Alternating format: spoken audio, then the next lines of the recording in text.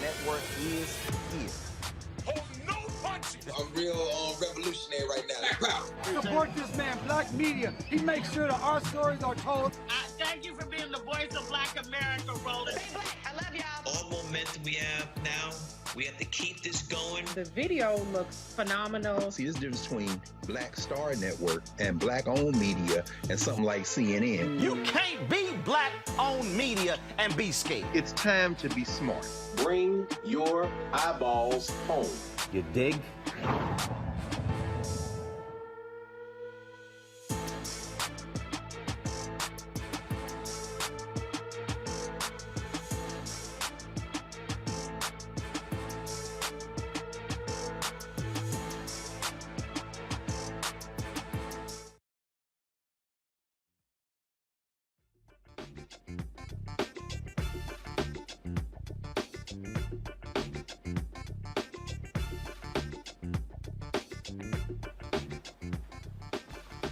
Hey folks, today is Wednesday, March 23rd, 2022. Coming up on Roland Martin Unfiltered on the Black Star Network, live from the People's Republic of Brooklyn. We're here at 40 Acres and a Mule, the offices of Spike Lee. I just finished doing interview for his Colin Kaepernick documentary, so glad to be here. Folks, on today's show, the third day of the confirmation hearings for Judge Ketanji Brown Jackson continues. More nonsense from Republicans, but she holds her own and makes it perfectly clear that she cannot be messed with. We'll also tell you about what she has decided with regards to the Harvard affirmative action case that's going to go before the Supreme Court. Also on today's show, folks, he was going to his car when he was surrounded by plainclothed New Jersey police officers. He was shot. He now is suing. We'll talk with the attorney for Jajuan Henderson on the show. Also, Howard University administration and non-tenure faculty, they have finally reached a deal. We'll tell you about that deal that will end their three-day strike. The Washington State family, they're getting a $4 million settlement for a police-involved death of their loved one. And also, twin brothers wrongfully convicted of murder 25 years ago have been released from prison. They may get $50,000 each for the time they actually spent behind bars. In our Tech Talk segment, a former inmate has created an app to bring a little love to others in prison. Folks, it is time to bring the funk on Roland Martin Unfiltered on the Black Star Network. Let's go. He's got it. Whatever the miss, he's on it. Whatever it is, he's got the scoop, the fact, the find. And when it breaks, he's right on time and it's rolling. Best believe he's knowing. Putting it down from sports to news to politics. With entertainment just for kicks, he's rolling. It's on go, roll, y'all. It's Roland Martin, yeah. Rolling with Roland now. He's funk, he's fresh, he's real, the best, you know he's Roland Martin now.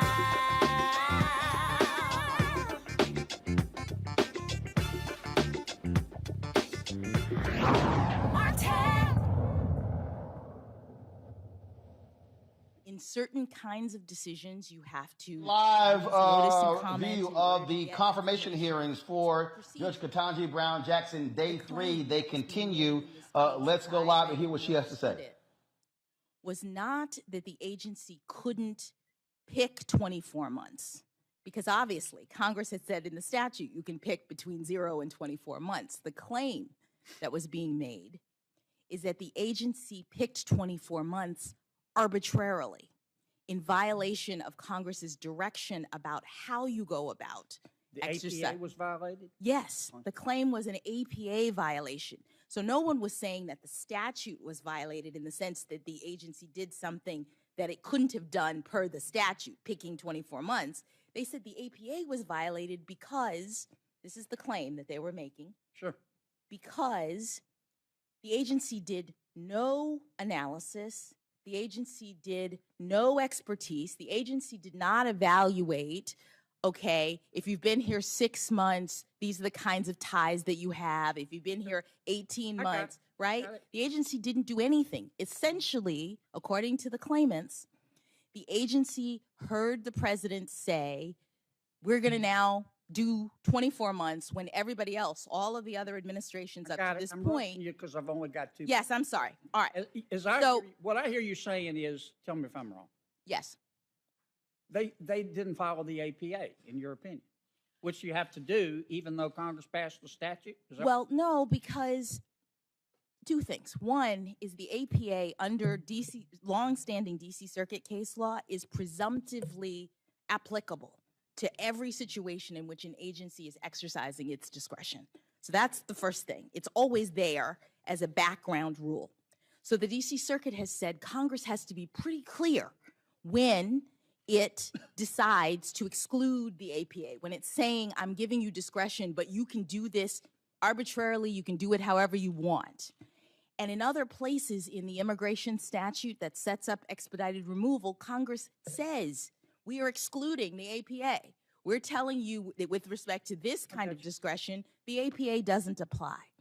So here I had these 2 statutes, and there are canons of statutory interpretation that says that you should try to give effect to all of the will of Congress. You should try to read statutes so that they go together in a way if you have these two directives. And there's also DC Circuit case law. Judge, I got to stop you All right. because I got it. I think I got it. And let me just say, I agree that the DC Circuit reversed me. They disagreed with my interpretation, and that's the way that our system works. Let me ask this last question. This is a question about based on your experience. Can we agree that if, I want to emphasize if, cocaine is cocaine, that crack cocaine is equal in its danger to powdered cocaine? You with me? I think so. One is not more dangerous than the other. If that's true, then the sentencing rules ought to be the same. Okay? It's a policy matter for Congress. You could make them differently if you wanted to. This is what I want to ask you. Yeah. Based on your experience, you've been on the bench a decade. Yes. Is crack cocaine more dangerous than powdered or less or the same? Senator, that's a policy determination. That's what policymakers do. They look at the evidence related to these things and they decide what's more dangerous. But what have you seen? What should I have seen evidence through the Sentencing Commission that the two compositions are chemically similar, so similar as to be indistinguishable. And the commission for very many years as a policymaking body indicated its view that they should be equivalent and lobbied Congress concerning that. And Congress made a determination about, in the policy realm, making it 18-1 instead of 100-1, which is what it had previously been. Okay. Thanks, Mr. Chairman. Thank you, Senator Kennedy. And now Senator Padilla. Mr. Chairman, before I begin, I know you're being very mindful of the clock, so I just want to say I have two initial, more substantive questions. All right, folks, that was some of the hearing. Anytime I have to listen to Senator John Kennedy of Louisiana, I can't stand to do so. That fake-ass accent of his, y'all, he never had that accent when he was a Democrat. All of a sudden, he got the homespun country voice. Y'all, that's a fraud. His accent is a flat-out fraud. So it's just, it gets on my nerves dealing with him. Speaking of getting on my nerves, oh my goodness, who showed his ass today? Senator Lindsey Graham of South Carolina. He was so sickening and stupid. He got called out not only by Dick Durbin, who chairs the Senate Judiciary Committee. He also got called out by the former chair of the committee, Vermont Senator Patrick Leahy. Watch this. You've lived an incredible life, but here's one thing that won't happen to you as we wrap this up. How would you feel that if I'd had a letter from somebody accusing you of something, a crime or misconduct, for weeks, and I give it to Senator Durbin just before this hearing's over and not allow you to comment on the accusation? How would you feel about that? Senator, I'm not sure. I don't understand the context of the question. Well, did you watch the Kavanaugh hearings? No, sir. Are you familiar with what happened in the Kavanaugh hearings? Generally. Senator, your time is... Well, please, Mr. Chairman. So, to be honest, it's a minute and 47 seconds. She filibustered every question I had, and she has a right to give an answer, but I'm trying to make a point in 20 minutes. You were here for Kavanaugh. If she's confused about what happened, some people on the other side had an accusation against Judge Kavanaugh that during high school, he sexually assaulted somebody. And the rest is history. That was known to the people on the other side and never revealed during the meetings they had with Judge Kavanaugh. It was literally ambushed. He was ambushed. How would you feel if we did that to you? Senator, I've appreciated the kindness that each of you has shown me to see me in your offices, to talk with me about my approach. But my question is, what if during our 15-minute exchange, it was very pleasant? You're a very nice person. You have a lot to be proud of. I would never do that to you. If I had some information that's sketchy at best, that somehow you've done something wrong, I promise you, just from human decency, I would share it with you. I would not disclose it at the last minute of the last day of the hearing, and I've already given it to a newspaper so the whole country can read about it before you ever said a word. Senator, she's had nothing to do with the cause. No, but I'm asking her about how she may feel about what y'all did. Senator, your time has expired, and I'm going to give her an opportunity to finally complete an answer. So, if I could just address, answer the question. Senator, I don't have any comment on what procedures took place in this body regarding What'd you think Justice about the Kavanaugh hearing? Kavanaugh. What I'd like to answer is your points about my sentencings in child pornography cases.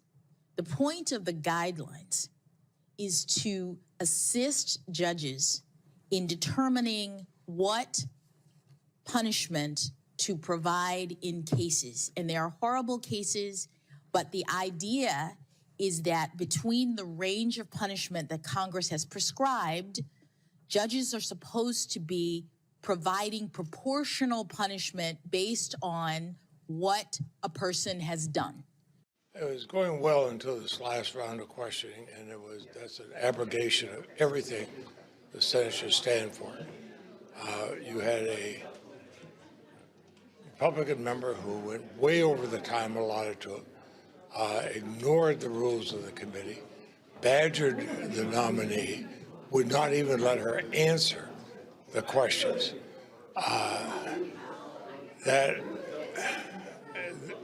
I've never seen anything like that. I've been here 48 years. Here we have a highly respected and respectable nominee, and to be treated that way. I don't know what the motivation might be, what political motivation is, but to see the badgering of this woman as she's trying to testify, I thought was outrageous. All right, but then, of course, you had to deal with this idiot, Ted Cruz, talk about badgering. Watch this fool.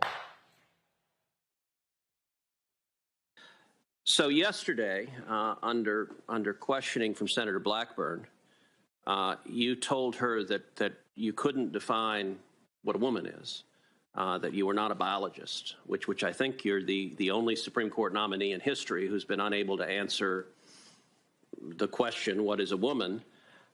Let me ask you, as a judge, how would you determine if a plaintiff had Article III standing to challenge a gender-based rule, regulation, policy without being able to determine what a woman was?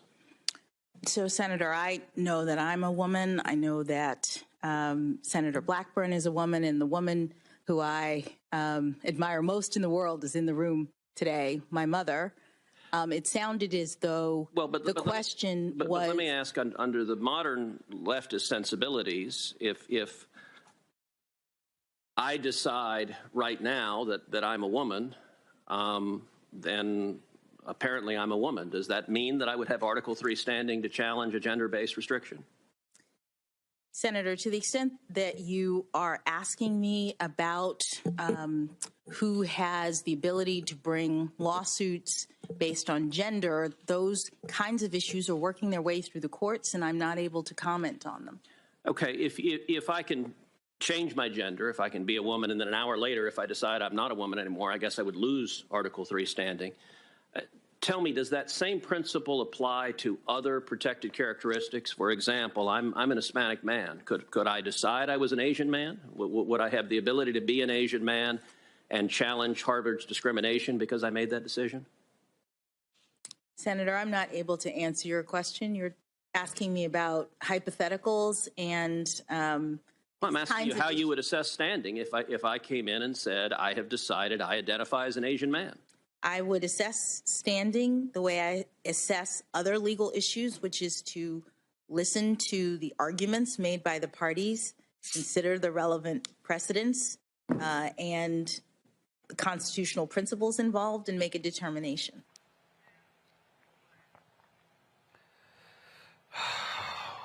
All right, y'all. Let's go to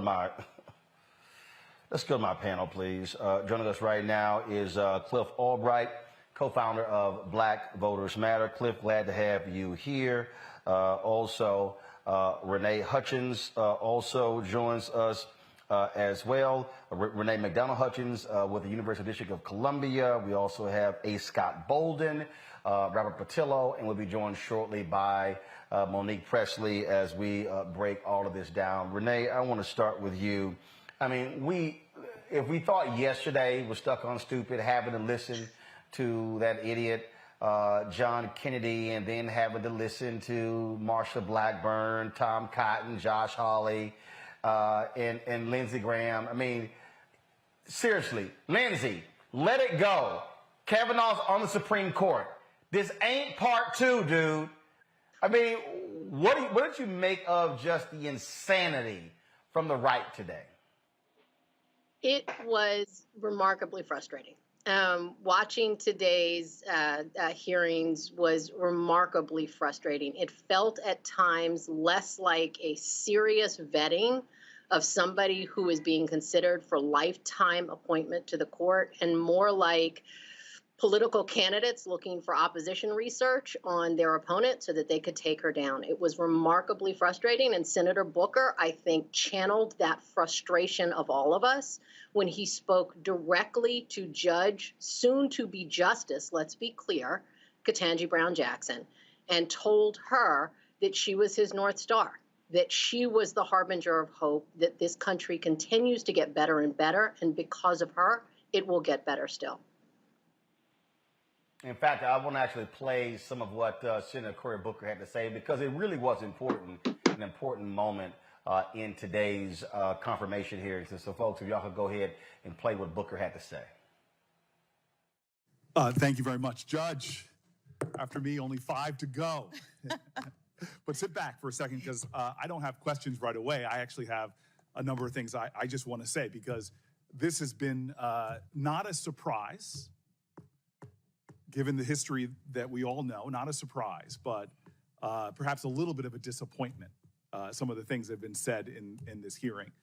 The way you have dealt with some of these things, that's why you are a judge and I am a politician, because you have sat with grit and grace and have shown us just extraordinary demeanor during the times where people were saying things to you that are actually out of the norm. I had to go up dais to ask some of my more senior colleagues about what I feel like is a dangerous precedent.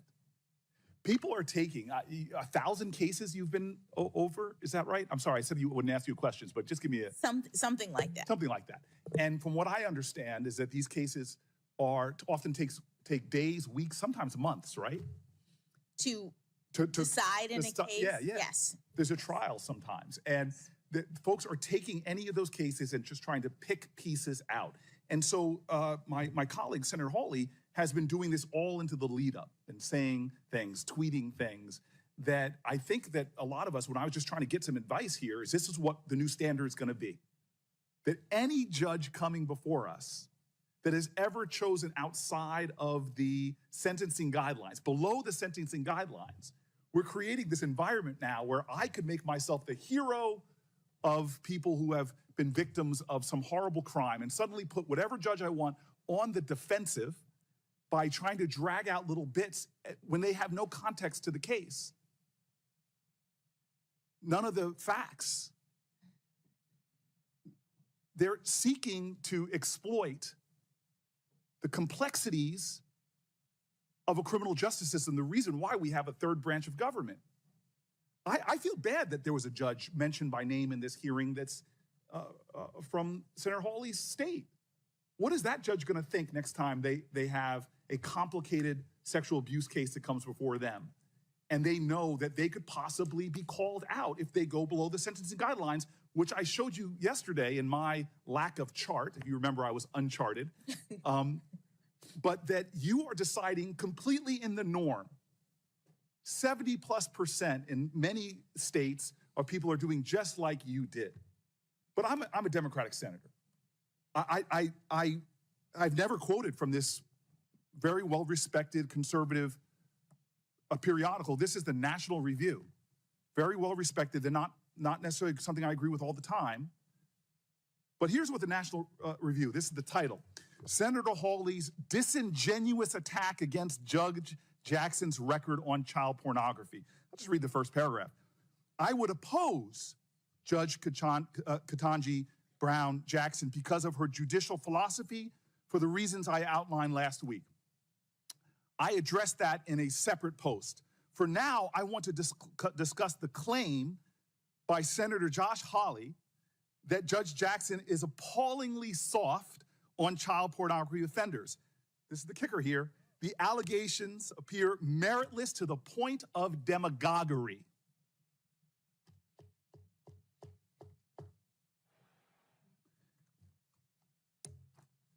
I got letters from leaders of victims' rights groups, survivors of assault, all saying sort of the same thing with the National Review. Feel proud about yourself. You brought together right and left in this calling out of people that will sit up here and try to pull out from cases and try to put themselves in a position where they're the defenders of our children. To a person who has children, to a person whose family goes out in streets and defends children. I mean, this is a new low. And what's especially surprising about this is it didn't happen last year.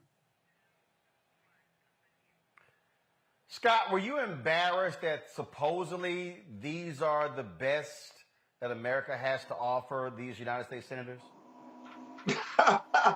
I think demagoguery is a great term for it. I actually thought her judicial record is fair game. And I thought in the first day, in the first round, when the Republicans started looking at her record, I thought, okay, fair game. She handled herself well. I thought the second day and the third day and the continuing pounding and rudeness in the face of her class and in the face of her demeanor was really offensive. Then I got offended at it because you remember the Republicans promised on the first day that this was not going to be a political clown show.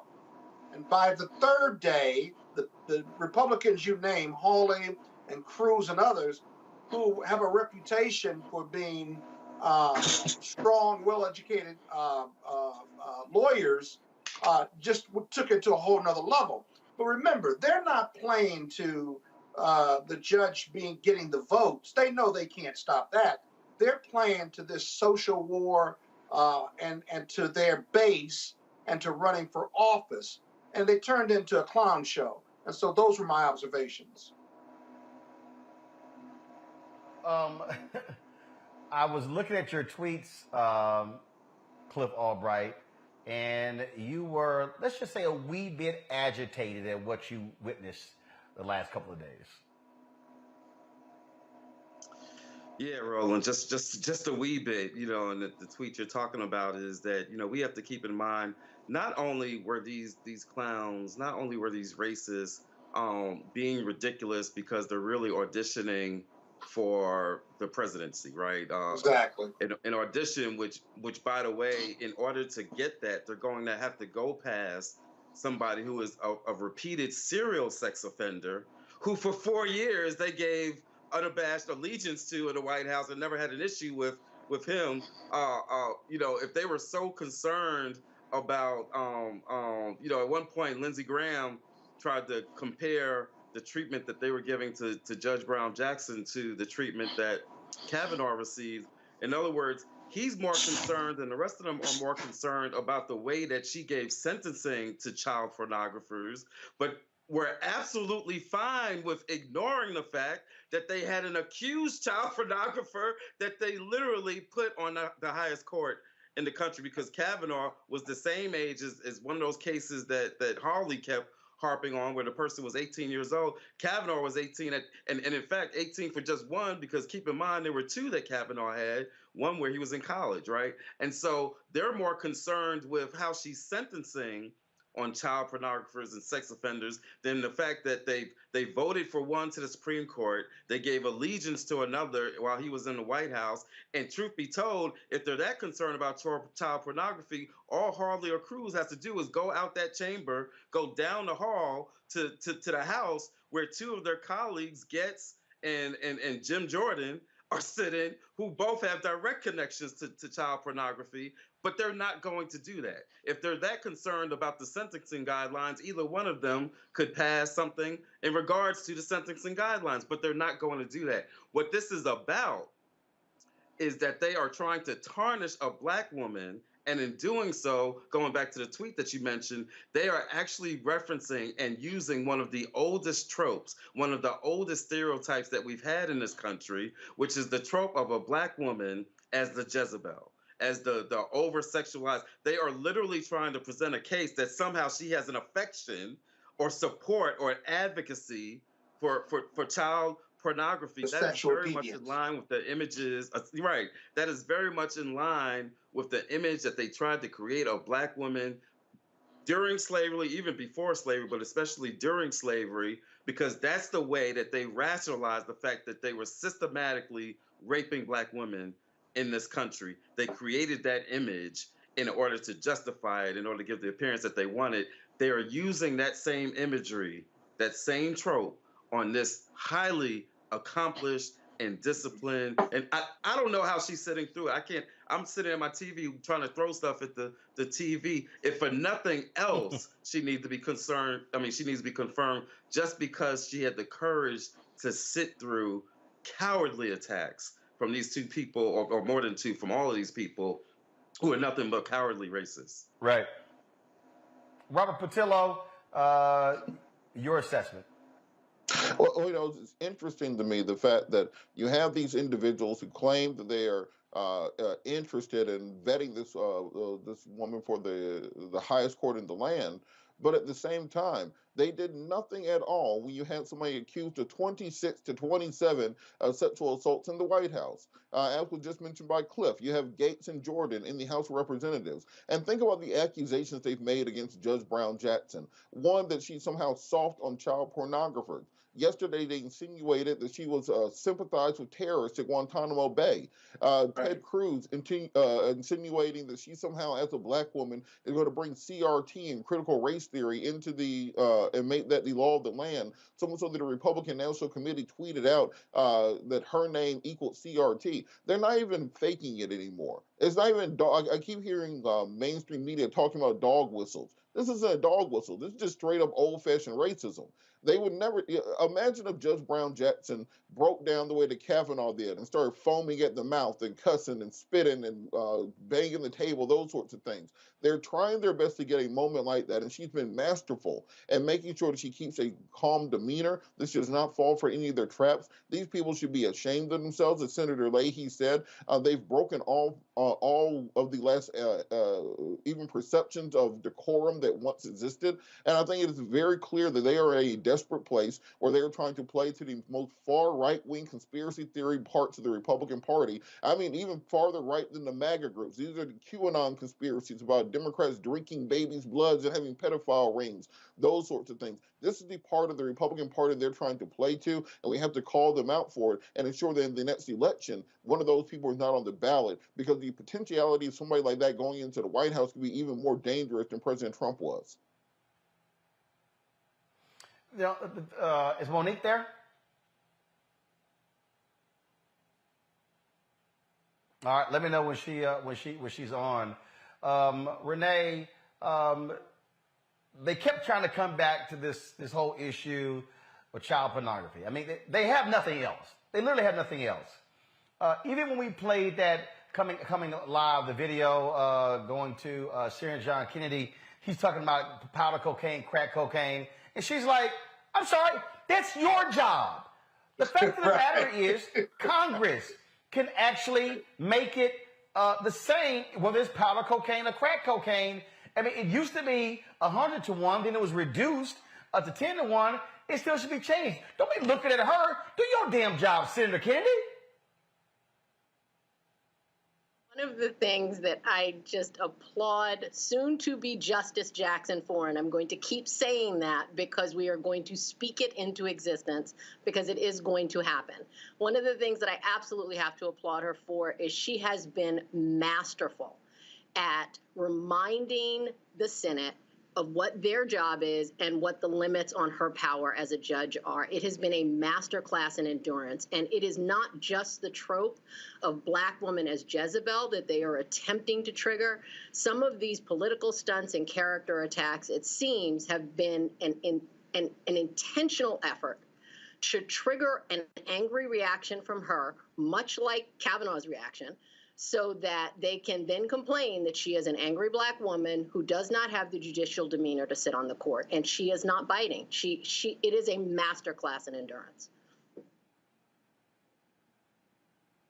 You know, it was just this one after the other, and it was important. It was important, Scott, for her to say, "That's your job. You can change that. You can fix that."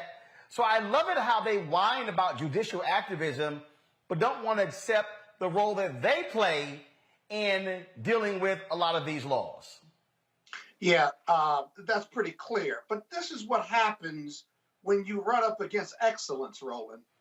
When average white men of power, whether elected or appointed, or rather rooted in privilege, when you run up against excellence, who happens to be an African-American woman, you see, they couldn't stand the scrutiny that they're putting her through. I've done a lot on the federal sentencing guidelines, over 30 years of practicing law. Their job is to either appoint, delegate, or draft what the federal sentencing guidelines are, which are advisory.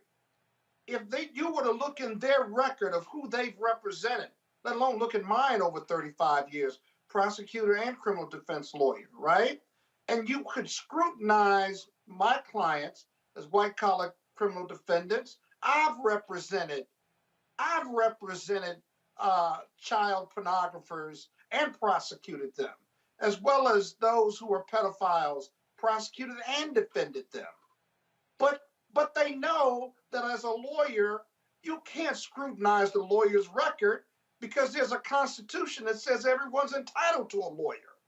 And so it's really unfair in that regard, too, whether you're looking at her opinions or looking at who she's defended over the years.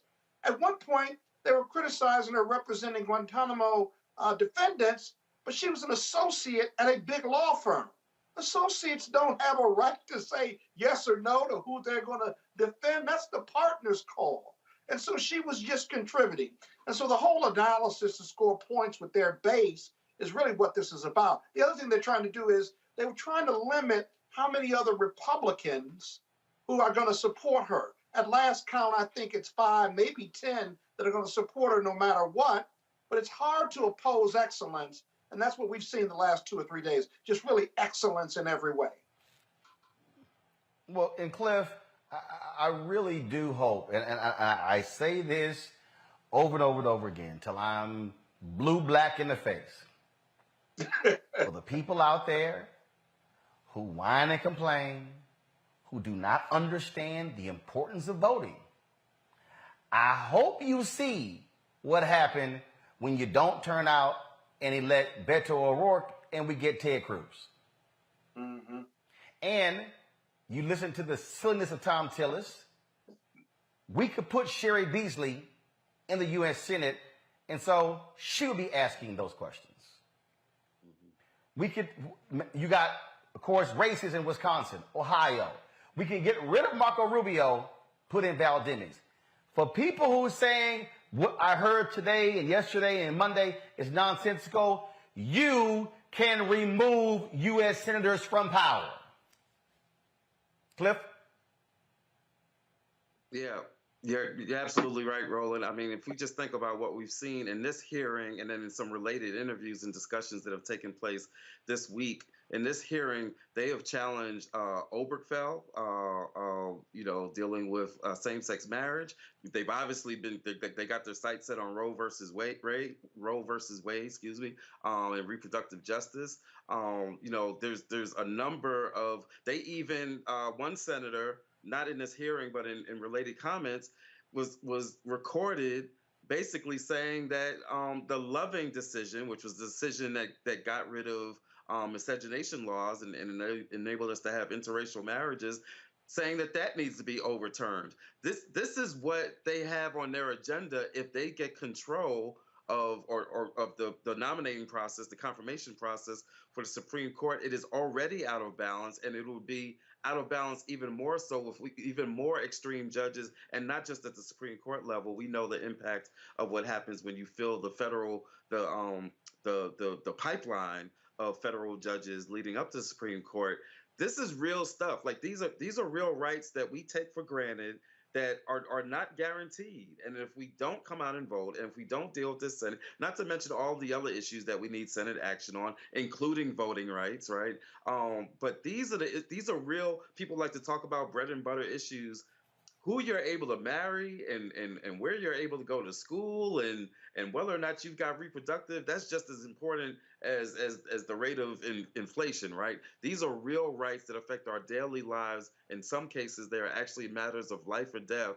And this is what's at stake if we don't come out and vote and impact what this Senate looks like moving forward for at least the next couple of years and beyond. We have got to come out and take these Senate races seriously, as well as all the other races that are on the ballot up and down the ticket. Robert, Senator John Ossoff is on this panel. He, of course, won a 6-year term. Bottom line is this here: Georgia got to have a massive turnout to get Senator Raphael Warnock reelected. Elections have their consequences, and people need to understand the United States senators are the ones who are going to vote to confirm federal judges. So people cannot act like these issues are not related. Absolutely. And just remember, if it wasn't for the massive turnout here in Georgia in January of last year, you wouldn't have a majority for Democrats on that panel. You will not be able to move through a Judge Jackson to becoming Justice Jackson without that type of turnout. And if you want to see, instead of having John Ossoff on that panel, somebody like a Herschel Walker, they're asking questions, they're trying to put sentences together. That's what happens if you don't turn out to vote. They already elected Tommy Tuberville in Alabama, who was competing with Marshall Blackburn to be the dumbest senator in the history of the United States Senate. And then when you think they're winning, then Ted Cruz, who we know isn't dumb, tries to do a dumb person impression to get as dumb as them. We are racing to the bottom on that side of the aisle. They're in a media silo where they only listen to the different conspiracy theories from their own side of the aisle and have lost complete sight of the needs of the American people. Do you think there's any single mother sitting at home trying to put bills together, trying to figure out whether or not this justice is soft on terrorism in Guantanamo 10 years ago? That doesn't even make sense.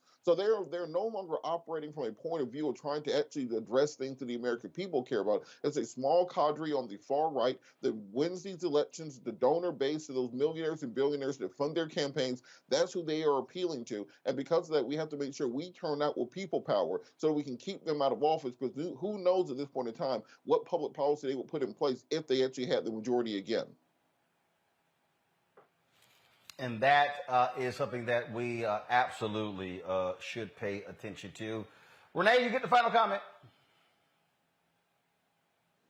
As my final comment, I would want to say that soon-to-be Justice Jackson is a brilliant legal mind. She has impeccable character, and if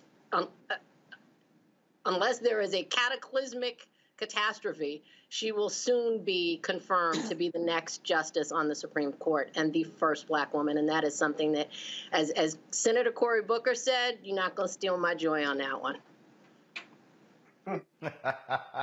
All right, then. I certainly appreciate it, Renee. Thank you very much for joining us. Cliff Albright, thank you for joining us as well on today's show. Thank you. All right, folks, got to go to a break. We come back more Roland Martin Unfiltered on the Black Star Network, live from the People's Republic of Brooklyn, here at Spike Lee's 40 Acres and a Mule in Brooklyn. All right, folks, we'll be right back.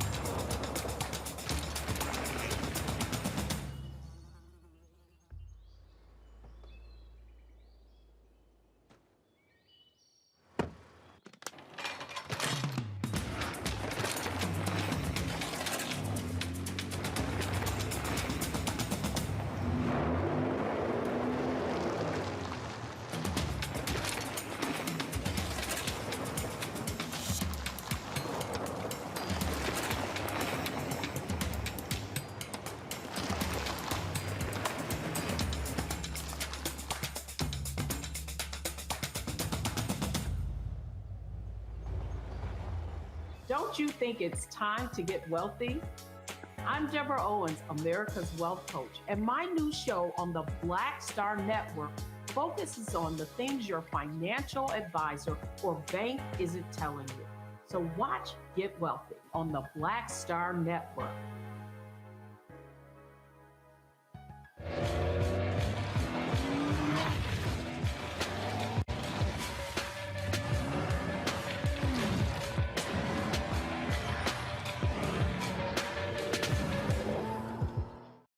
Pull up a chair, take your seat. The Black Tape with me, Dr. Greg Carr, here on the Black Star Network. Every week, we'll take a deeper dive into the world we're living in. Join the conversation only on the Black Star Network.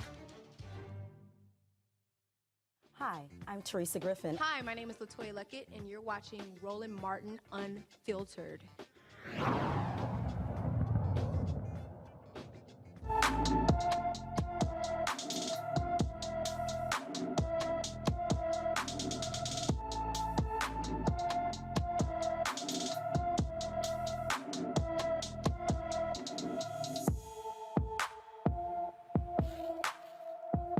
All right, folks. In our Black and Missing, 15-year-old Amani Gomes was last seen in Washington, D.C. on January 14th. Amani is 5 feet 4 inches tall, weighs 135 pounds, with brown eyes and black hair. She was last seen wearing a black jacket, orange and gray ski pants, and orange and white sneakers.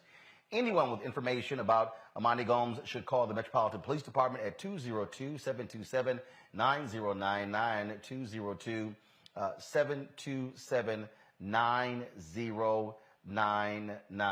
All right, folks, two Michigan brothers wrongfully convicted of murder who spent 25 years behind bars were released from prison on yesterday. George and Melvin DeJesus were sentenced to life without the possibility of parole for the 1995 killing of Margaret Midkiff. New DNA evidence and witness testimony got their convictions overturned. Brandon Gohagan lied and said the brothers forced him to kill the woman. His DNA was found on the scene. He has been convicted of other crimes against women. In compliance with the state's Wrongful Imprisonment Compensation Act, the brothers should receive $50,000 for each year they were in prison and other reentry support services, including housing, job, and transportation help. That is, you know what? That to me really should be the state standard all across this country. I'll start with Robert first. That should be the floor. That should be the basement for what happens, because this happens far too often where there's absolutely no resources provided for people who are re-entering after years of false imprisonment. But let's think about the lost earning potential. Let's think about the fact that these individuals could have created a novel invention, a business, XYZ, who knows what. So this should definitely be the floor for what is provided, but we really need to invest societally in what we put into re-entry programs, because the way I like to describe it is a lot of times, even if you're not convicted, if you're wrongfully arrested and kept in custody with no bond, for example, it's almost like getting abducted by aliens. You lose your house, you lose your car, you lose your job, your credit is shot, and then even if the charges are dismissed 6 months later, now you're re-entering a completely tattered life with no resources thereby to rebuild. So we have to really examine what we do about re-entry and what we do about giving people restitution who have been wrongfully incarcerated or held by the system. Scott? Yeah, it ought to be the bare minimum the base, Roland, having gone through this very issue with Jimmy Gardner, as you know, it's tough. One, these young men and women wrongfully accused, wrongfully charged, and serving time, their life is changed forever, not just short term, but long term. And then getting out after 20, 30, 40 years in prison, their life has been changed in ways psychologically, physiologically, that no amount of money can give them back those lost years. And in working with experts and trying to come up with a number that would satisfy and calculate for someone who's been in jail for 20, 30, 40 years wrongfully, they can come up with a number, but they can never come up with the psychological damage number to go with that analysis on what they would have done professionally. In Jimmy Gardner's case, he was a professional baseball player, AAA. Who knows what he would have done with the Chicago Cub organization or another organization? That was taken from him. And so the reality is that no amount of money is really appropriate because it can never make up for that loss. At the same time, every state has different laws on compensation for these individuals, and every state is different. Some have insurance limitations. Others have no limitations. Others have a calculation that makes a lot of sense, but it's a bare minimum. And then if the individual and their families are of means, or if you can find a law firm to take it on a contingency fee basis, it costs them tens of thousands of dollars still. And it takes years because the state will fight a higher compensation level or higher multi-million-dollar either settlement or success in civil court, which each of these individuals deserve. It gets real complicated. We need to uncomplicate it. And I know that from firsthand experience in representing Jimmy Gardner after he was freed and cleared from his conviction. Absolutely. Monique Presley Jones is right now. To that particular point, we're dealing with this story here. I mean, my goodness, 25 years in prison for a crime you didn't commit. And luckily, they can qualify for $50,000 a year. In some states, you get nothing. Yep. Right. You're depending on really the kindness of donations and benefactors because there's nothing codified that protects you. Yep. And that's a shame. I mean, and that's another thing I heard you guys talking about. Right, there should be do something about. I think Monique, there should be a push for states to absolutely have to compensate folks who have been wrongfully convicted. Right. And I don't know that it should be state by state. I think that there should be some sort of way for there to be federal payments to compensate for at least where there's been a federal offense. But either way, this is another one of those things that has to be fixed by the legislature. It's not something that can be fixed on a case-by-case basis. And you know, Roland, this well, issue yeah, is not going but away. Again, though, and for the people, that's why voting also matters. Scott, go ahead. This issue is not going away with the development of DNA and what have you. And if you're going to change, you put state legislation in, try this on for size. The states, in many of these cases where they have released individuals for being wrongfully convicted 20, 30, after 20, 30, 40 years, the state and the attorney generals in these states are free to defend the state against multi-million-dollar lawsuits. So on one hand, you have a criminal justice system at the state level that says, okay, we made a mistake, we're going to give you your freedom. On the other hand, when you sue them for millions of dollars in compensation, punitive damages, the state AG office will often fight that tooth and nail, requiring these individuals to spend even more money and time and resources trying to be made financially whole without any compensation as a statutory compensation. And so when I look at these pictures of these individuals being freed after 25 years because they were not guilty, their journey has only begun. Because to fully compensate them and to get through a lawsuit and to try to get them in a position where they can just matriculate, where they can get out of the system of being controlled and the psychological damage from that and the physical damage from that, to even get in a position to just matriculate in the human condition will cost them hundreds of thousands of dollars when they should be compensated in the millions. And so we got a long way to go with this, but you're right. It's not going away because of the DNA testing that's coming out. And two, the culture of these states that, well, okay, you may not have done it, but we're still not going to give you $1 million or millions of dollars that you're entitled to. We gave you your freedom. That's wrong-headed policy, and that's got to change. And I think you're going to see it changing over the course of time in several states. Well, and let me say it again for everybody out of here. I keep trying to tell y'all about voting. You can't change policy if you don't change the people who are the policymakers. You can whine, complain, create a hashtag, talk on Twitter, but you got to be able to affect the policymakers. Let's talk about Washington State, where a Pierce County, Washington family is going to get a $4 million settlement for the police-involved death of their loved one. Manuel Lewis was leaving a convenience store in March 2020 when police stopped him. He was pinned to the ground and cried, "I can't breathe." 3 of the officers involved were indicted on several charges for the murder. Christopher Burbank and Matthew Collins faced second-degree murder charges. Timothy Rankin was charged with first-degree manslaughter. Another one of those cases that we continue to see. All right, folks, a Hollywood staffer is suing the LAPD for $20 million after what he claims was a racially motivated traffic stop that led to guns being pointed at him. 31-year-old Ernest Simon Jr., a driver for ABC's critically acclaimed show Grey's Anatomy, was pulled over. Police believe Simon was driving a stolen vehicle. Simon had just dropped off some cast and crew members for an on-location shoot in the rented Ford production van. According to the lawsuit, after Simon was pulled over, the officers ran a license plate check on the production van, but they mistakenly matched it to a stolen BMW sedan. Simon says despite being cooperative, he was held at gunpoint for nearly 20 minutes in front of cast members. Monique, how do you get a Ford van confused with a BMW sedan? Well, no, I mean, they screw up. I don't want to say that that part was intentional, but the issue is after you screw up, you have an opportunity to correct it, and should be a lot of fail-safes along the way, and they did not do that. So it wasn't one dropped ball. It was repetitive.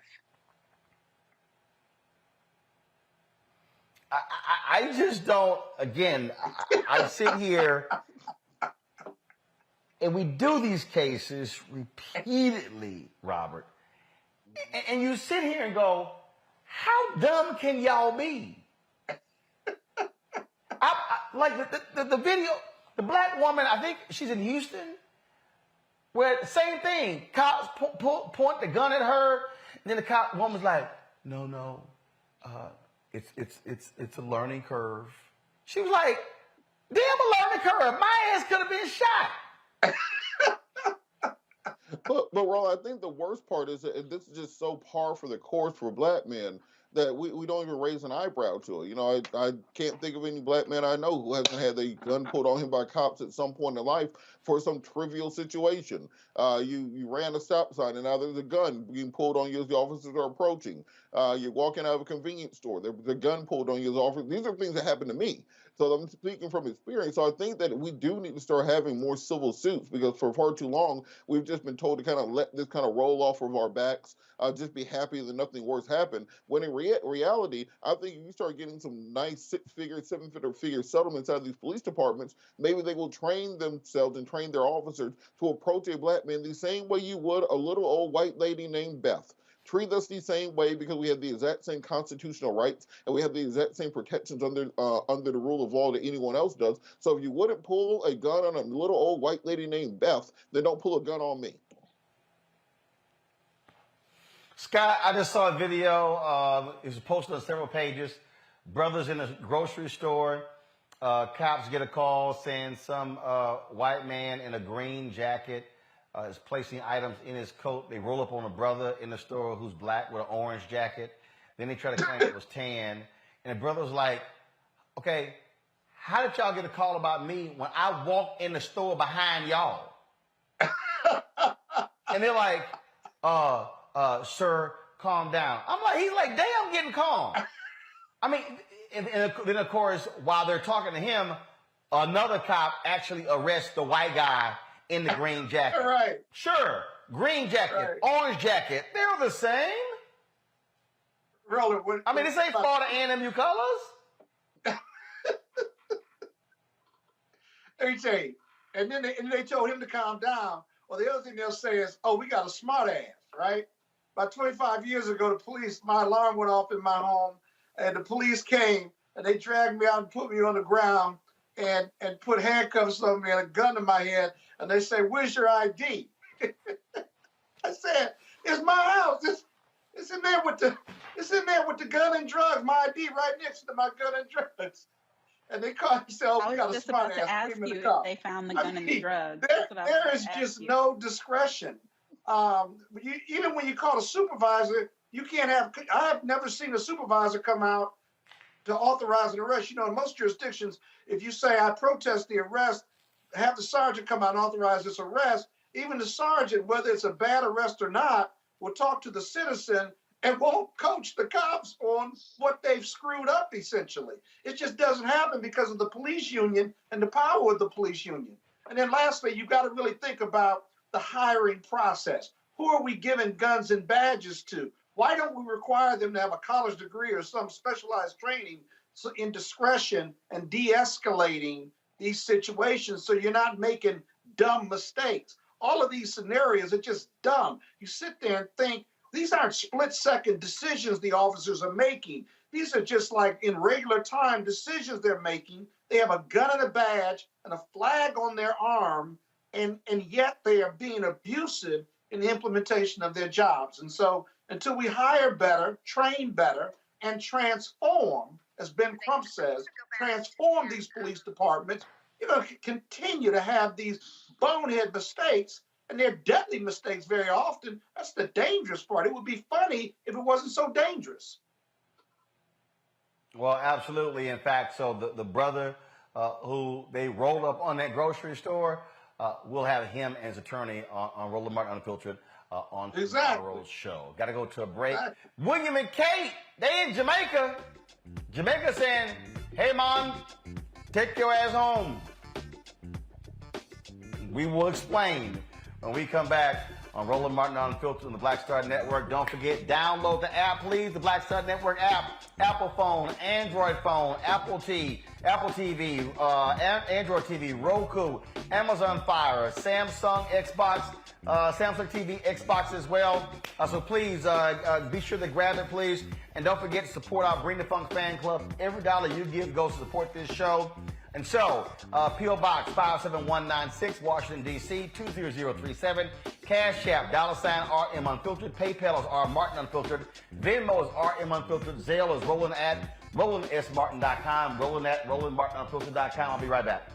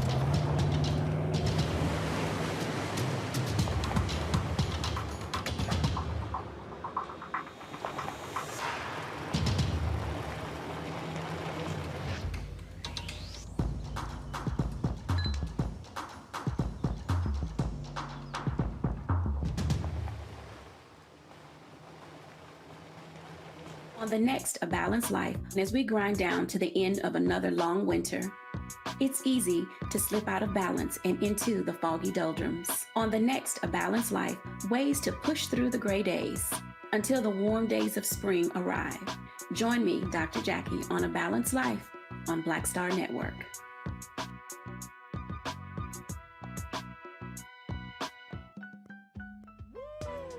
impacted by the culture, whether we know it or not. From politics to music and entertainment, it's a huge part of our lives, and we're going to talk about it every day right here on The Culture with me, Faraji Muhammad, only on the Black Star Network. Don't you think it's time to get wealthy? I'm Deborah Owens, America's Wealth Coach, and my new show on the Black Star Network focuses on the things your financial advisor or bank isn't telling you. So watch Get Wealthy on the Black Star Network. This is Diala Riddle. What's up, y'all? I'm Will Packer. I'm Chrisette Michelle. Hi, I'm Chaley Rose, and you're watching Roland Martin Unfiltered.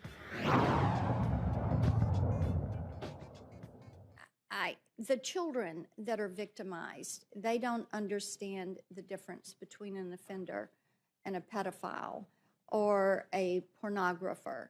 And I do think it's a distinction without a difference. Let me ask you about gun rights. Violent crime is rampant.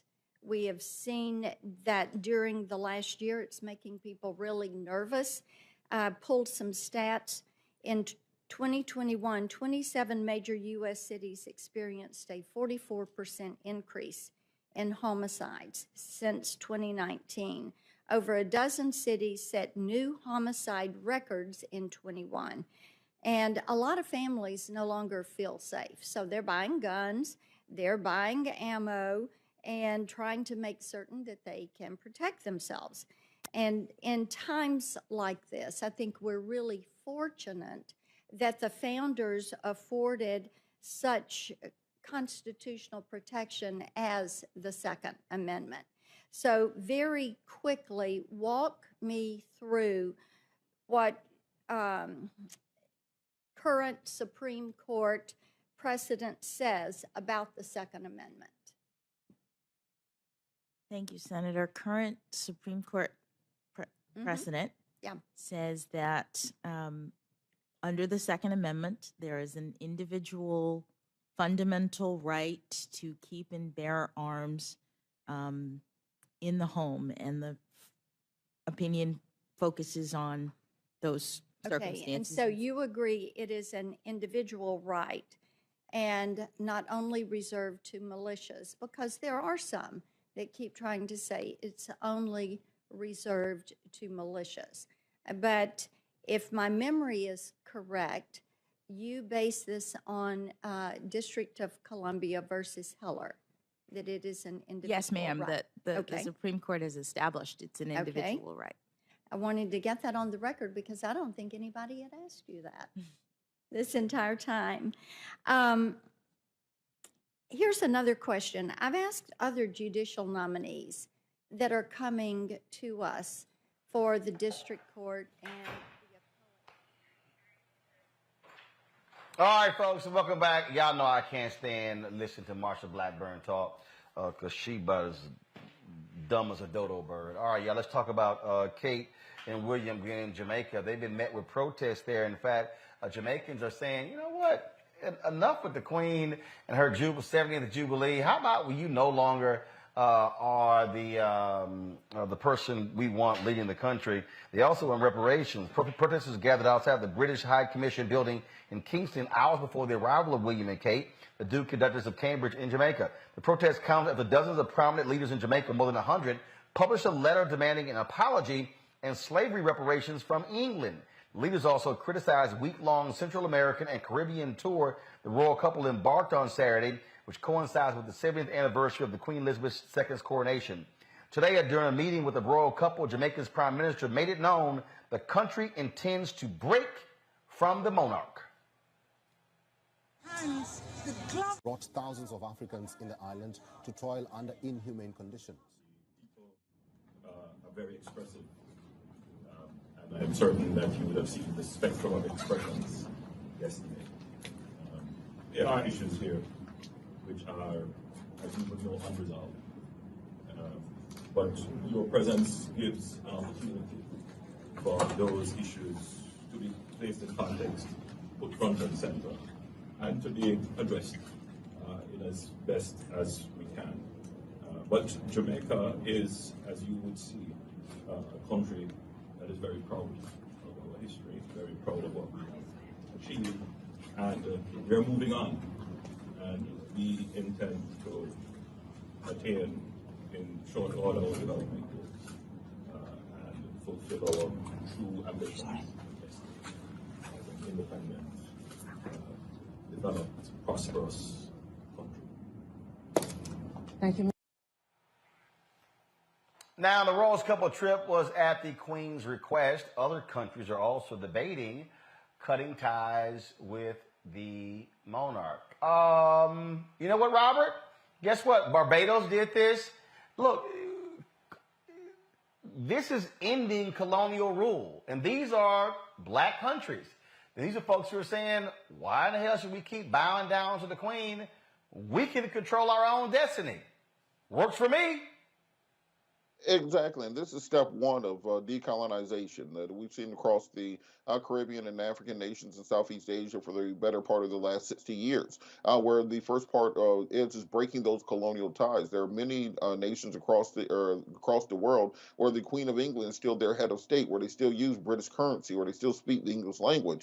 And I think the part of the decolonization process has to begin with, one, breaking those historical bonds, but then secondarily, taking away the economic and social rule often that is left in its wake, that even after the monarchies leave and after the colonizations leave, most of the country's economy is still run by Western nations and their corporations, that there's still their military strength is controlled by those nations, their foreign policy is still controlled by those nations. So we have to enter phase two of decolonization, where we return resources, people, and also the money that was stolen from them back to these nations. We've started seeing more and more antiquities being returned. The British museums have stolen, and French museums have stolen over the course of the last several centuries. Well, now we have to move to that next phase. When are you going to pay back the billions and trillions of dollars that you have stolen from these people over the course of the last several centuries? When are you going to pay back the billions of dollars in colonial debt that you charged Haiti, for example, for France, or that Angola had to pay, or many of the other African nations that have broken away? So we have to start confronting this not as an individualized nation-by-nation issue,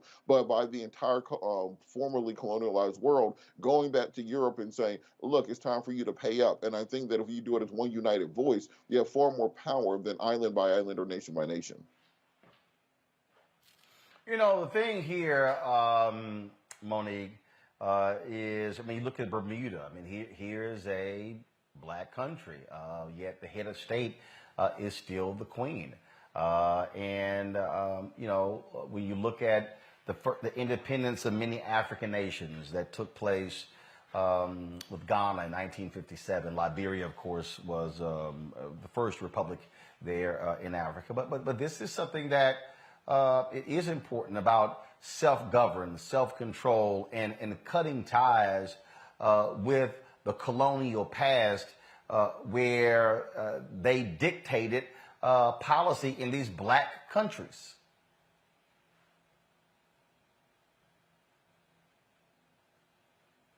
It is replaced with. Monique is on mute. I can't hear.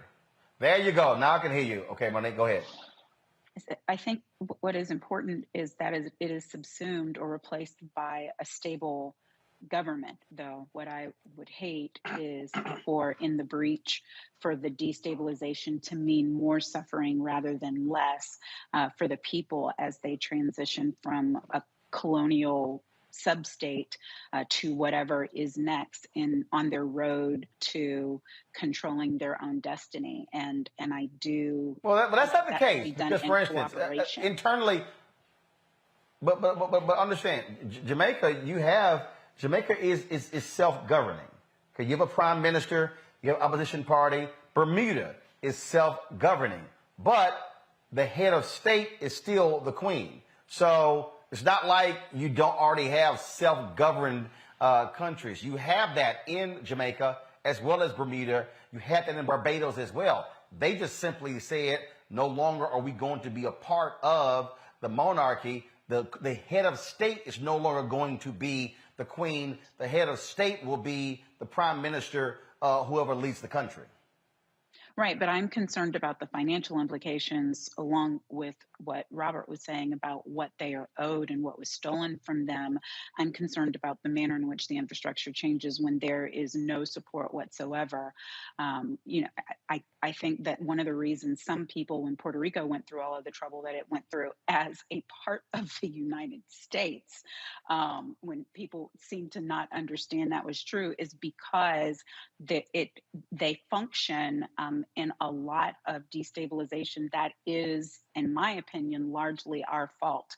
And so I wouldn't want for the same thing to be the case here. When you think about the countries that you named, we're dealing with still some of the most beautiful but most impoverished areas in the world. And so you go in where the cruise ships go in and where the fancy hotels are, it looks one way.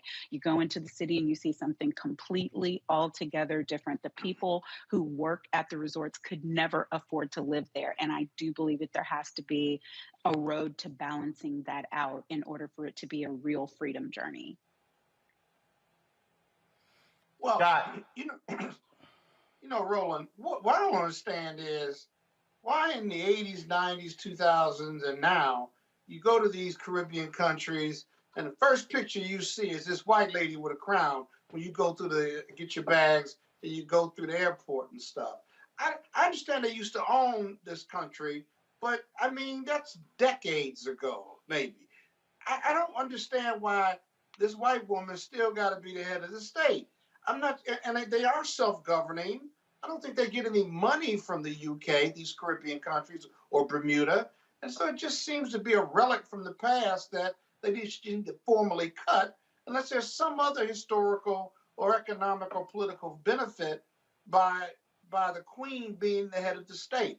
I don't understand the whole historical significance of all of that, other than the fact that they colonized these Caribbean countries and Bermuda and similar islands. But Scott, it's kind of like us. You go into a black grandparents' houses till this day, they got a picture of white Jesus and JFK hanging up. It's about being indoctrinated. It's about being colonized. It's about these people coming in, taking away your language, taking away your religion, taking away your family traditions, taking away your genetic lineage, and then teaching you to worship them more so than you appreciate your elders and your ancestors. So we can't blame them for what they've been indoctrinated into, just like you can't blame us for what we've been indoctrinated into right now. We're all okay, but what does that mean in 2022?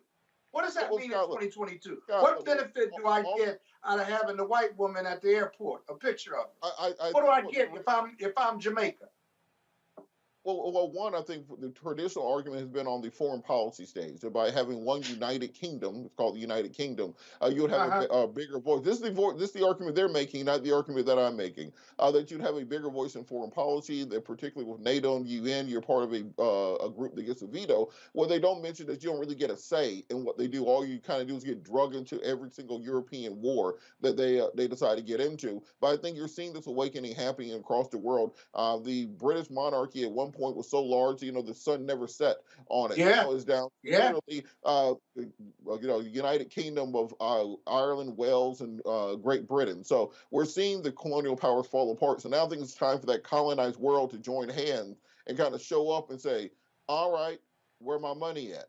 And I think that's going to be the rallying cry for the next half of the century. Well, now that's going to be a problem. And on that particular point, one of the Jamaican, one second, on that point, one of the Jamaican lawmakers has been demanding that the UK pay some $7 billion pounds in reparations. That comes out to $9.2 billion. That right there, of course, the UK controlled Jamaica for more than 300 years. There were numerous bloody rebellions. One of the things that we know from history, Monique, is that Haiti got its independence, but was forced by the United States and others to have to pay their oppressor back. That contributed greatly to that country still being a broke country today. Mm-hmm. So here's Jamaica saying, UK, y'all have taken from us, you've stolen from us. You got time. Send that money back to Jamaica. And where's the enforcement unless you have two parties willing to come to the table? Because, I mean, there's not any international body, not United Nations or anybody else that could govern and make this happen. So I'm at a loss as to how it gets fixed. Well, the interesting thing is that the interesting thing for me is what Jamaica is asking for is less money than we just sent Ukraine last week. I mean, we literally found that money in the couch cushions to send to Ukraine, but we can't send it as reparations for 300 years of subjugation by the British Crown and the African American. You know the answer to that. We can't even get a down payment on our reparations. We can't even have a Senate hearing just to have a study commission over it after 40 years. So this is why I'm saying that you're going to have to start uniting hands, saying, oh, look, Jamaica can't do it by itself, but the entire Caribbean and the African continent and Southeast Asia all say, well, look, y'all can either give us our money back or China got their checkbook open right over here. Maybe we'll become friends over there. I think that's when you start getting some movement in this global movement to end colonialism. Yeah, but you need leverage, though. What's Jamaica's leverage in their demand? The leverage without leverage. You need white countries to support that demand, don't you? When you have the entire pre-colonized world coming together, well, now you have leverage. That includes India, because remember, India was dominated by Great Britain for 300 years. That includes many of the places where you're trying to get rare earth elements and natural resources. Most of the places that got oil, those are the previously colonized world. So you start bringing those groups together and start saying, well, look, we're going to need them checkbooks to get open. That's the leverage you're talking about. And that's why these Western nations keep these little phony wars going on throughout the developing world, because they keep us fighting each other. We're never going to look up and say, where my money at? No, I got you. What else you got rolling? Or you want us to keep talking on this subject? Okay, we can keep talking. So let me ask you this from a historical perspective. Oh, I know your ass did not. I'm sorry.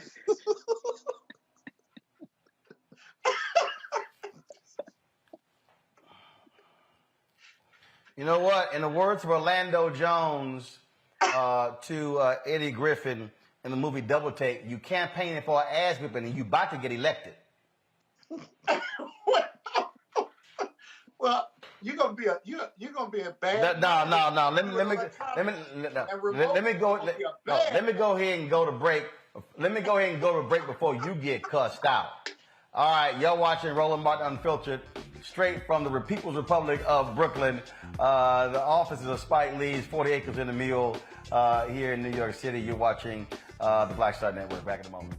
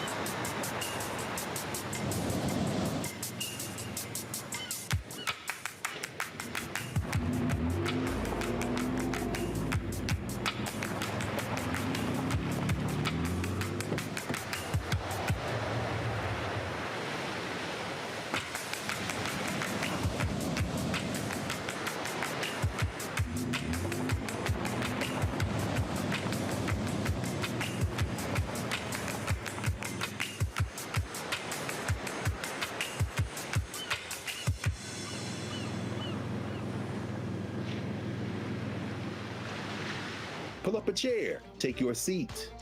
The Black Tape with me, Dr. Greg Carr, here on the Black Star Network. Every week, we'll take a deeper dive into the world we're living in. Join the conversation only on the Black Star Network.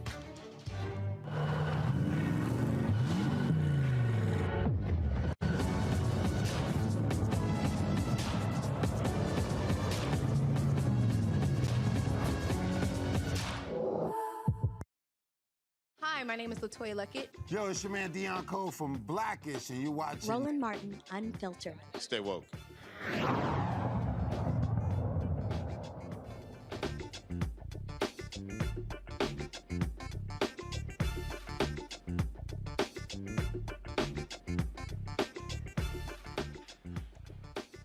All right, folks, welcome back to Roland Martin Unfiltered. So this is interesting here. The Georgia higher education system, they've announced that for this year that public universities in Georgia, students will not have to submit SAT and ACT scores to enroll. The University System of Georgia called this temporary.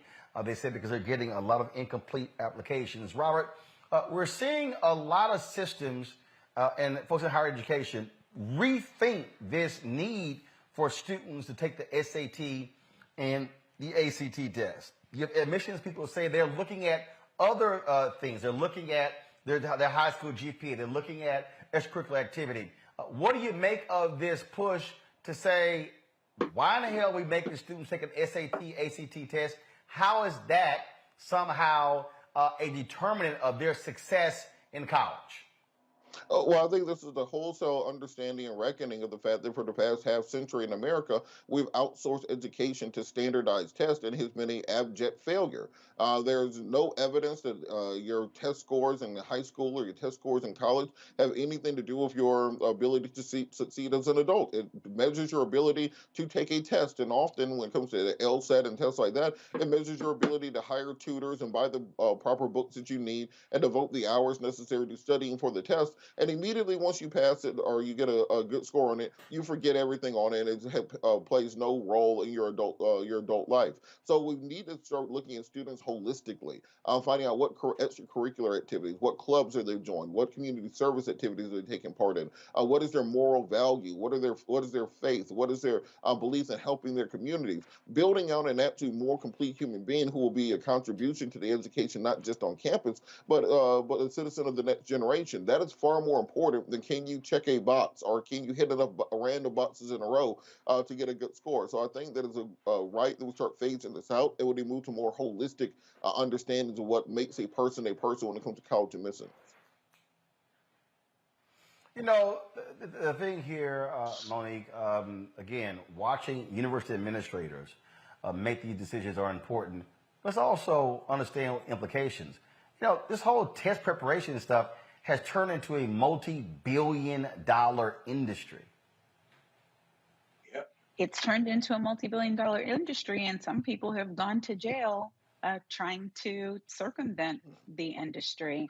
So that definitely is one of the ways that there will be repercussions that will be far and wide. But I think obviously the other repercussion is that for Black and Brown students in particular, who due to the manner in which our educational systems have at times failed us, tested poorly, and it had nothing whatsoever to do with our ability, as Robert said, to achieve on a higher educational level. And this will in many ways level that playing field, and they will have to go by the available systems, the record of the students' performance in school in order to make these determinations. And I'm glad it's happening while my babies are just now about to have to take them or not take them.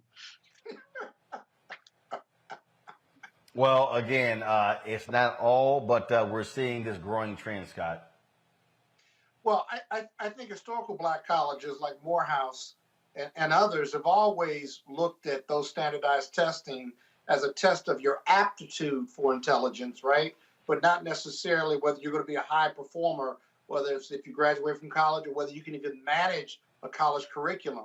I know one of the things we do at Morehouse is we provide, if you've got a high test score and your grades are, let's say, medium, however you measure them, some of the things we do is we have a summer program for young men to see whether they can handle a college course load, see if they can live on their own, and see if they can matriculate in a college environment as opposed to just being really, really smart and a good test taker. I know Howard and others have similar programs, but it's got to be a continuum of factors as to whether we accept kids or not. And I think that helps students of color because the continuum of characteristics and recommendation letters and their community involvement, all is kind of the total measure of a student, and how Morehouse and Howard and Hampton and others or any majority schools can nurture their development, which is our job, to nurture their development and turn them into adult citizens who are going to be contributing to society and lending their expertise to making the country or the world a better place, then you've got to have that total look at the student as opposed to just being able to take a great test. Well, let's talk about some changes happening in New York City where I'm at. Last week, the mayor, Eric Adams, said he didn't have time to be worrying about some athletes whining and complaining about not being vaccinated. Well, according to Politico, the mayor is going to lift this mandate, allowing for unvaccinated athletes to be able to play professional sports in New York City. Of course, Kyrie Irving with the Brooklyn Nets has been one of the loudest critics of that. He has been unable to play in home games as a result of this.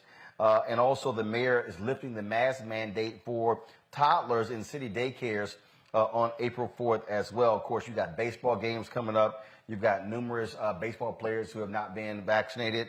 You also have folks who are saying it's time to turn the page from COVID, that the Biden administration needs to also shift its attention away from COVID.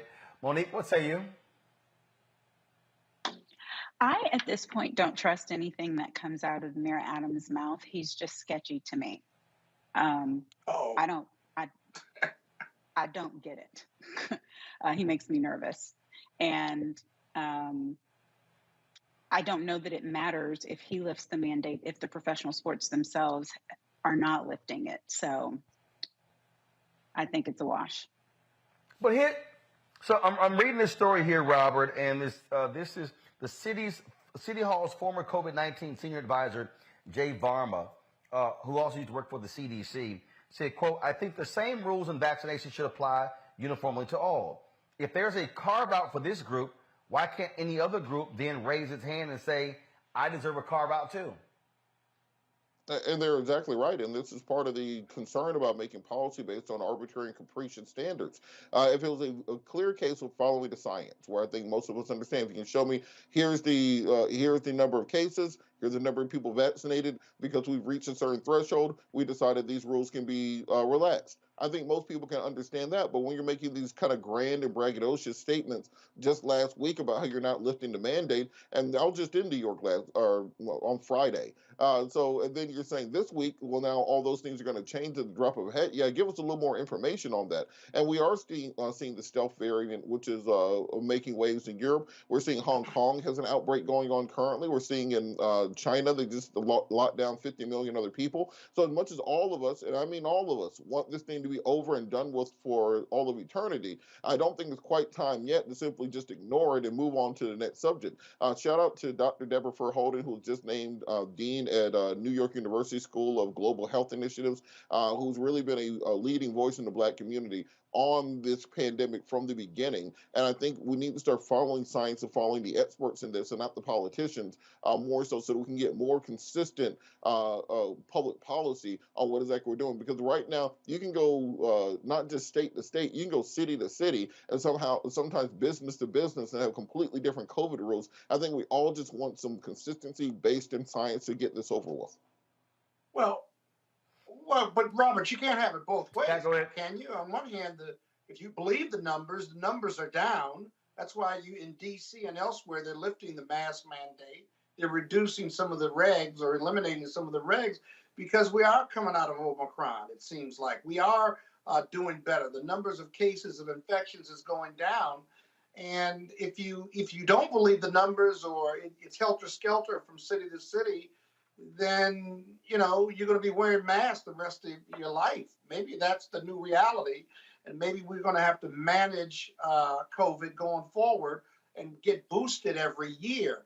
But the idea of shutting down a city or keeping kids out of school or wearing a mask or not wearing a mask and going into the office 3 days a week and 6 feet apart and all the things and washing our hands, which we ought to be doing anyway, maybe that's just going to be part of us managing COVID like we manage the cold and flu season. I think that's where we're headed because we're not going to have herd immunity. But the numbers are down and people are COVID tired and people are tired of wearing these masks. masks save lives, and so I still keep a mask with me.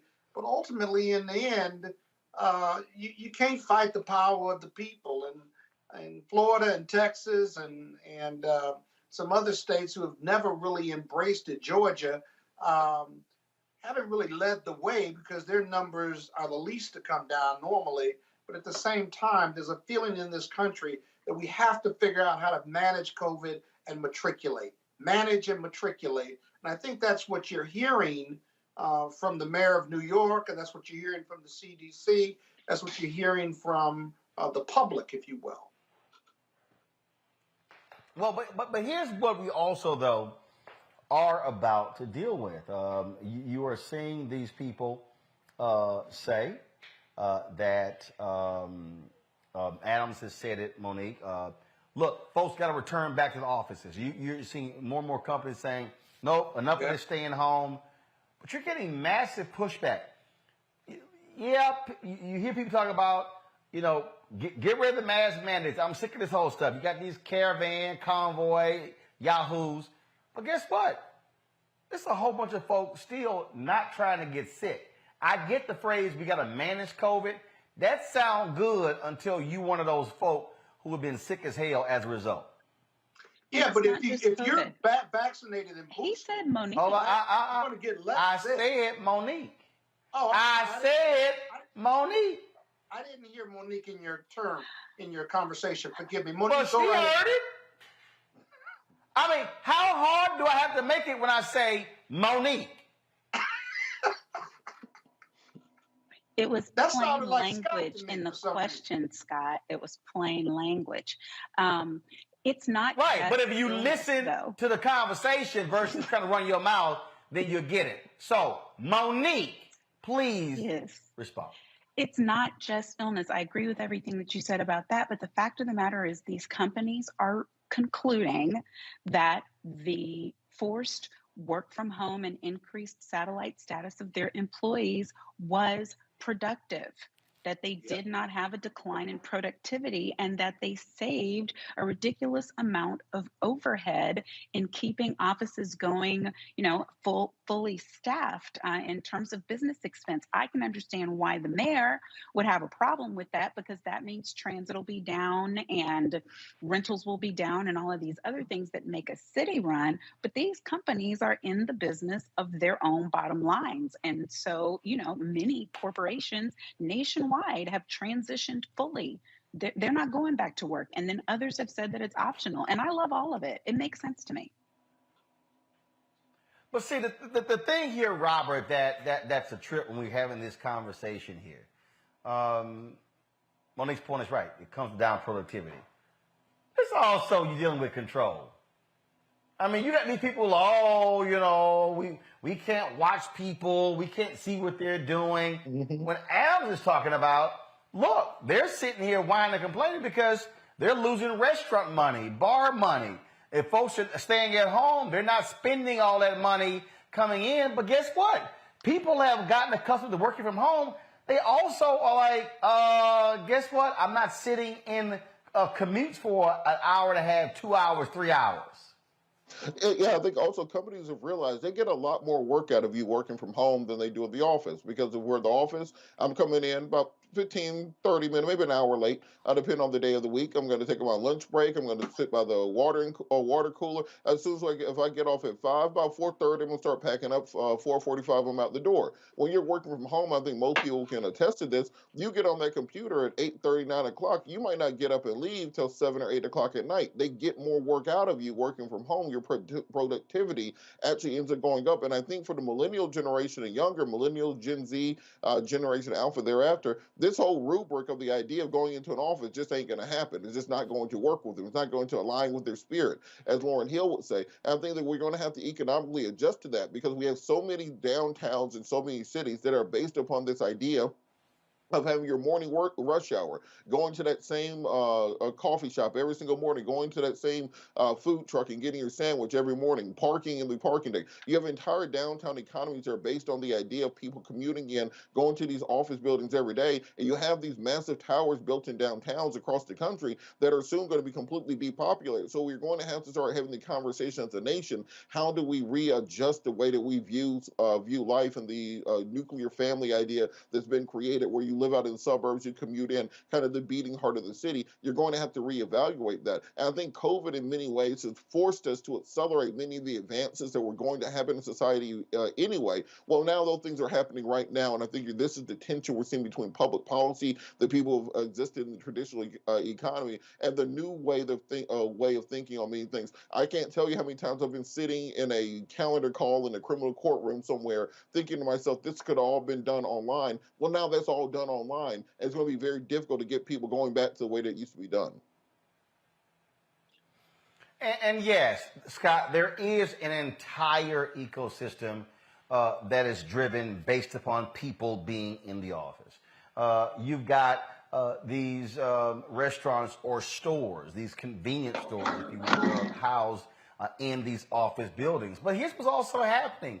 Companies are also reassessing the office space. They're reassessing the amount of money that they're spending.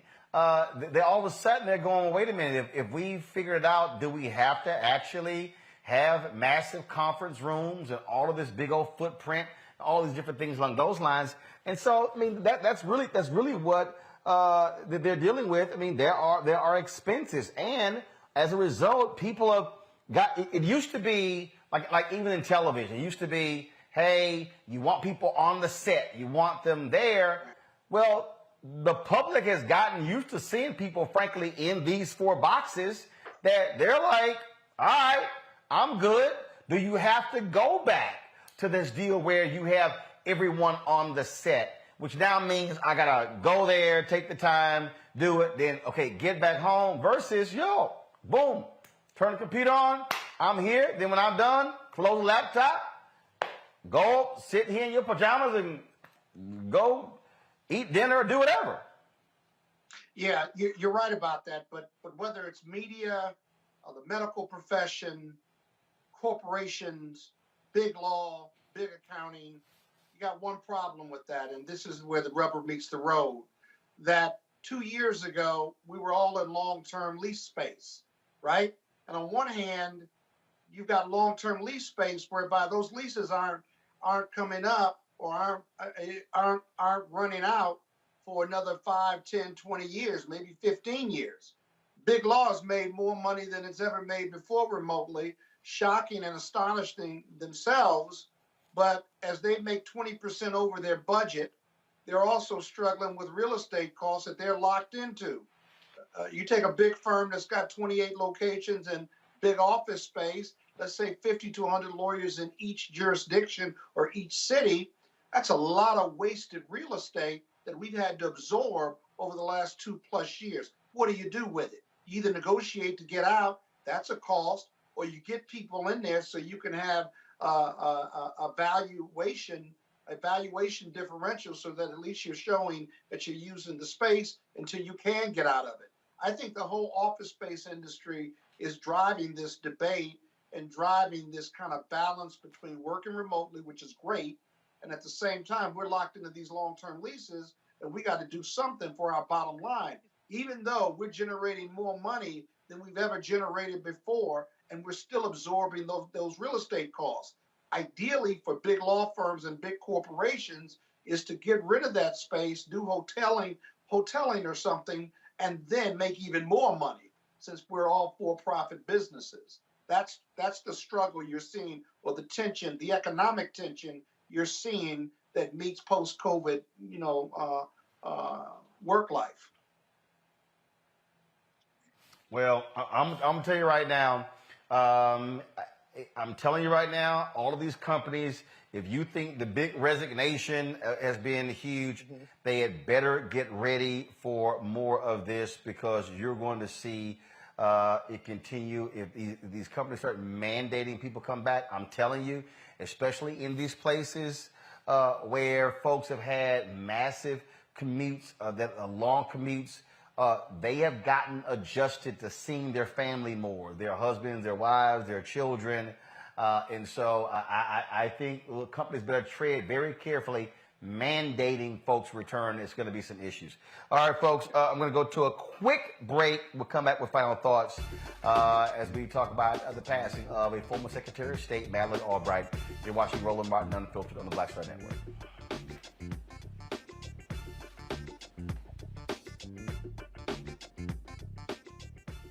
Black Star Network is here. I'm real revolutionary right now. Support this man, Black Media. He makes sure that our stories are told. Thank you for being the voice of Black America, Roland. Stay black. I love y'all. All momentum we have now, we have to keep this going. The video looks phenomenal. See, there's a difference between Black Star Network and Black-owned media and something like CNN. You can't be Black-owned media and be scared. It's time to be smart. Bring your eyeballs home. You dig?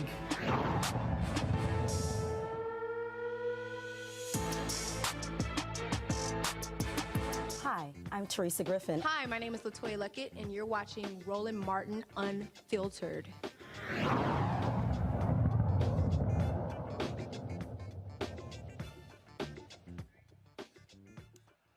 All right, folks, Howard University and non-tenure staff have reached an agreement averting a strike. This morning, the agreement was reached after 2 days of bargaining between faculty members and school administrators. The contract proposal includes improvements in compensation and job security for both non-tenure track lecturers and adjuncts. Full details of the tentative agreement are being shared with HU faculty, who will vote on the contract proposal in the next few days. Last week, Howard faculty members announced that they would go on a 3-day strike if they didn't reach an agreement with the school. The proposed deal affects more than 300 adjunct and non-tenure track full-time faculty members. And so certainly glad to see that. Folks, some sad news. Madeleine Albright, of course, the former Secretary of State, has passed away at the age of 84. Her family announced that she passed away as a result of cancer. Of course, she was highly instrumental in leading the State Department. She also, of course, that took place under President Bill Clinton. She was married to Joseph Albright from 1959 until 83. They had 3 kids. She also, born in Prague, came to the U.S. in 1948 to escape communist Yugoslavia. She was a central figure in President Bill Clinton's administration. She served as U.S. ambassador to the United Nations before becoming the nation's top diplomat in his second term. She was awarded the Medal of Freedom by President Barack Obama in 2012. She championed the expansion of NATO and pushed for the alliance to intervene in the Balkans to stop genocide and ethnic cleansing. She also sought to reduce the spread of nuclear weapons and champion human rights and democracy across the globe. Madeleine Albright passed away, folks, at the age of 84. Folks, that is it for us here from the People's Republic of Brooklyn. 40 acres and a mule. I've been here. Of course, I was earlier at a conference dealing with, of course, minority coaches. They've been talking about how do they expand their efforts. We had a conference this morning. I'll quickly show you this here. National Coalition of Minority Football Coaches. And so this was the program here. Mike Loxley, of course, he's the head coach of the University of Maryland. Brian Flores, who is suing the NFL, was also there. I did get a chance to him. Yes, I talked to him directly. Carol, relax. Brian Flores will be coming on Roland Martin Unfiltered very soon. I talked to his attorneys and Brian. I got his phone number as well. We were just texting. And, of course, the summit was to address systemic racism in football hiring practices. And so we had some great conversations. So looking forward to giving y'all more details about that. And so I want to thank all the folks. And so Scott, let me thank Scott, Monique, Robert as well for being on the panel. I certainly appreciate it. Thank you so very much. What I'm trying to figure out, I told y'all YouTube people, come on, y'all, it's 762 likes, okay? We should be hitting 1,000. There's more than 2,000 of y'all watching right now, and so we should easily be hitting 1,000. I told y'all I shouldn't have to be begging y'all every day to hit the like button. It ain't hard, okay? It's not hard at all. And so you love today's commentary. We know Scott did what he normally do, being a Kappa, always just running his mouth, interrupting when I'm trying to go to Monique because he always trying to get more screen time. We know how that goes. And so I guess he couldn't handle. I guess he figured I didn't jump in his butt enough, so he decided to start some mess. But that's what he always does. So hope y'all enjoyed all the commentary, conversation. They have concluded the hearings today for Judge Ketanji Brown Jackson. We'll pick up tomorrow. Hopefully the stupid people will no longer be talking. We hope that is the case. All right, y'all, come on. AR61. I ain't leaving until we get 1,000 likes. Let's go. I need 139. Let's hit the like button, y'all. We should be doing 1,000 likes every day on YouTube. Okay? Y'all are watching. All I'm asking you to do is do that. In the meantime, download the Black Star Network app, folks. A lot of you were thanking me, tweeting me that you had an opportunity to watch the confirmation hearings right on our app. I appreciate all of y'all who are doing so. Apple phone, Android phone, Apple TV, Android TV, Roku, Amazon Fire, Xbox, Samsung TV as well. Also, please join our Bring the Funk fan club. Our goal is to get 20,000 of our fans on an annual basis contributing $50 each. That's $4.19 a month, 13 cents a day. Will you support us in doing what we do? Of course, you can do so by sending a cash check or money order to P.O. Box 57196, Washington, D.C. 20037. P.O. Box 57196, Washington, D.C. 20037. Cash App is $RM Unfiltered. PayPal is R Martin Unfiltered. Venmo is RM Unfiltered. Zelle is RolandSMartin.com. RolandMartinUnfiltered.com. Folks, that's it. I'm back in the studio. We went to pack up, drive back to D.C., and so certainly glad to be here in New York City for the conference and also to chop it up with Spike Lee for the documentary he is doing on Colin Kaepernick. Thank you so very much. Clea Robinson, she of course works with Spike here. She is Randall Robinson's daughter. And so shout out to Randall and his wife Hazel. And folks, so thank you so very much. We appreciate all of y'all support and what we do. Thank you so very much. I will see y'all tomorrow right here on Roland Martin Unfiltered on the Black Star Network.